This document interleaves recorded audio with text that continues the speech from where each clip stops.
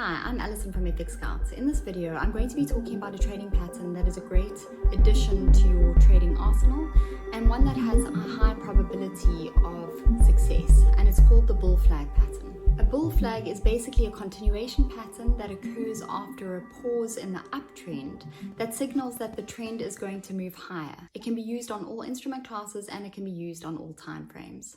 Now, because a bull flag is a continuation signal of an uptrend, it can signal to hold your long positions open, or it can signal that you should maybe close your short positions. So how do you identify a bull flag?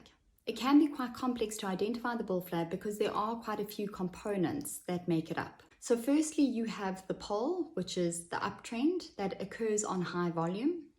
Next, you have the flag part, which is consolidation or a slight downward slope that can fit between two channel lines or two trend lines on low volume.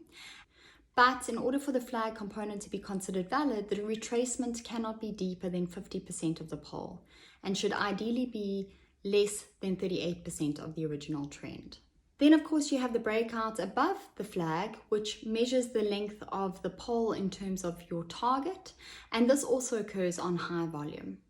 To identify the bull flag, connect the bottom of that pole to the top of the pole with a trend line. You can then use the channel tool to define the actual flag itself. The flag can have a slight lean or it can be horizontal. So now that you know how to identify the bull flag, and it's something that I would practice on a demo account and do back testing to check that they are indeed bull flags, then you can look at trading two different strategies with the bull flag. So firstly, you can trade on the breakout strategy, and this is quite a simple trading strategy. So first you need to identify the flagpole and the flag in the bullish trend. You want to enter at the closure of the first candle that breaks above those brackets or those trend lines. So you create a buy stop order above the top trend line of the flag. Then you place the stop loss just below the bottom channel line of the flag. Your target could be roughly equal to the length of the flagpole, or more conservatively, you could have a risk-reward ratio of 1 to 2. And as you can see, this pattern produced a very good reward. As always, please ensure that you manage your risk correctly. Please always use stop losses and take profits when you are opening a trade based on a bull flag pattern. Then you get the pullback strategy. Now this strategy is slightly more difficult to pull off just because the timing of it can be quite difficult. So you need to be very careful about your entries and your exits. Now, as you can see, there are frequent pullbacks in the market. So you can use the strategy to buy at a better price and improve your risk-reward ratio more than if you were using the breakout strategy. So to do this, you could use another technical analysis tool like the Fibonacci retracement tool.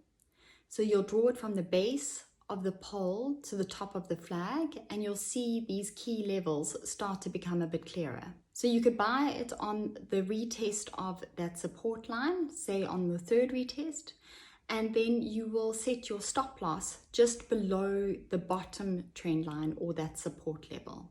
Now, as with any trading strategy, ensure that you use other technical indicators to confirm your entries and exits, and ensure that the fundamentals also support your analysis and your thoughts that it might be a continuation or an uptrend.